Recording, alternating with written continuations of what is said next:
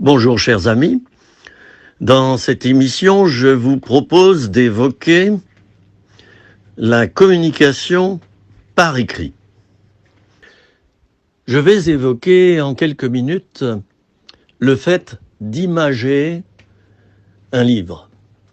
Non pas de publier des images entre les pages bien sûr, mais je vais vous faire une proposition, c'est que vous puissiez veiller à faire comme Jésus le faisait. De temps en temps, il parlait par parabole. Qu'est-ce que c'est qu'une parabole? Eh bien, c'est reprendre une scène de la vie des gens qui nous écoutent, une scène, par exemple, relative à leur profession, à leur métier, ou alors à leur vécu en famille, la parabole de la lampe qu'on met non pas sous la table, mais sur la table, afin qu'elle éclaire tout le monde. Relisez bien les écrits des évangiles qui nous relatent des faits réels, et ils nous relatent les paroles de Jésus lui-même, et vous verrez que Jésus utilisait très fréquemment des images. La parabole des deux maisons, c'est encore une image, etc., etc. Alors veillez, lorsque vous écrivez un livre, à entrecouper vos écrits de scènes de la vie courante ou de choses que vous imagez. Par exemple, j'ai comme projet d'écrire un livre qui s'intitulera « Les 4 saisons spirituelles ». Je vais comparer chaque saison, printemps, été, automne, hiver, à des saisons spirituelles de notre vie. L'hiver, c'est quand tout va mal, on ne sent plus la présence de Dieu, bien que Dieu soit présent, c'est la période de l'épreuve. De même qu'en hiver, la sève quitte les arbres et les branches pour aller dans le sous-sol. Il en est de même dans notre vie spirituelle. Parfois, nous ne sentons plus Dieu, c'est les ténèbres, mais c'est un passage obligé. Alors je vais donc comparer nos saisons spirituelles à nous aux 4 saisons que nous vivons en France. Je dis bien en France parce qu'en Afrique, il y a simplement la saison des pluies et la saison sèche. C'est différent, mais j'allais dire que on peut également imager cela pour nos amis et nos frères et sœurs venant d'Afrique et vivant en Afrique. Comme je suis moi-même allé souvent en Afrique faire des missions d'évangélisation, j'ai enseigné dans les écoles bibliques, eh bien je connais le vécu de mes chers amis africains et je sais comment leur parler ou comment écrire des choses qui vont les percuter. Alors veillons donc dans nos écrits à utiliser en quelque sorte des paraboles de nos temps modernes pour parler aux gens. Ainsi, ça sera plus clair et ils vont mieux comprendre parce que vous passerez par leur vécu concret, le vécu de terrain. Eux, ils ont les mains dans le cambouis, vous pas. Alors si dans ce que vous écrivez, vous mettez les mains dans leur cambouis à eux, ils vont tout à fait comprendre ce que vous dites. Et voyez-vous, ça c'est l'important, c'est que nous soyons compris, que ce soit par la communication orale, ou par écrit, ou par vidéo. L'important, c'est ce que les personnes vont recevoir, comprendre et développer suite à cela. L'important, c'est pas nous. L'important, c'est pas l'auteur. L'important, c'est le résultat et les conséquences de la bonne communication, si tant est qu'elle soit bonne.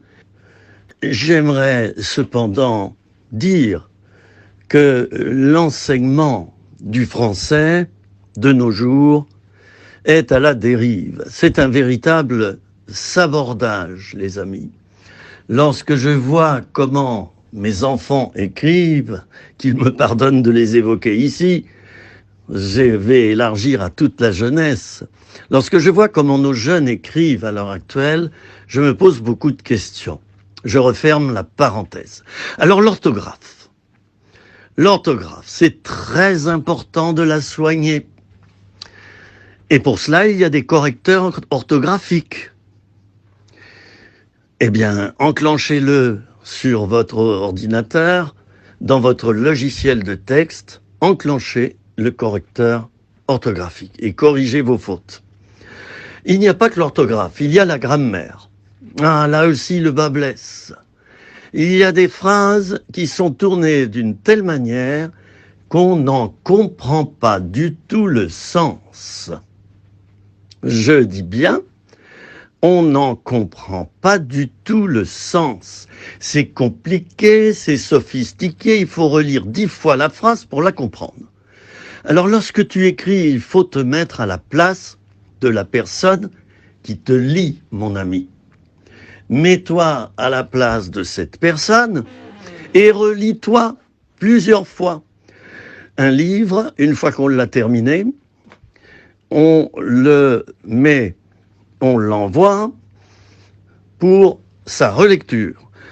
J'ai écrit notamment un livre sur l'homosexualité et j'ai eu 5 relecteurs, des croyants, mais aussi des incroyants, très important, parce qu'il y a différentes écoles de pensée. Et j'ai bien fait. Sinon, j'aurais commis vraiment des erreurs au niveau communication et interprétation de ce que j'écrivais. Alors, quand tu as écrit un livre, choisis-toi, et par avance, il faut y réfléchir, 1, 2 ou 3 personnes qui te connaissent bien et qui vont te relire. Et bien sûr, tu leur diras que tu leur enverras le livre gratuitement dès sa parution. Certains qui ont du temps ne diront jamais non. Soigne bien ton orthographe. Relis-toi 2 fois, 3 fois. Même si le correcteur orthographique a corrigé des fautes de français, ce correcteur ne va pas corriger tes fautes de grammaire.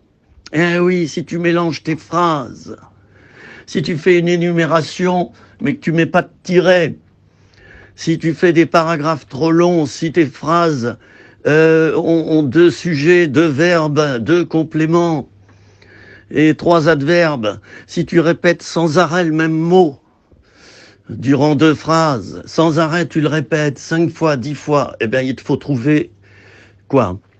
Des synonymes de ce mot.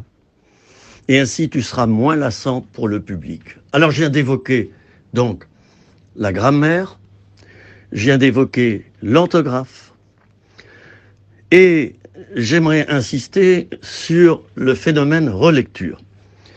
C'est d'abord toi qui dois te relire.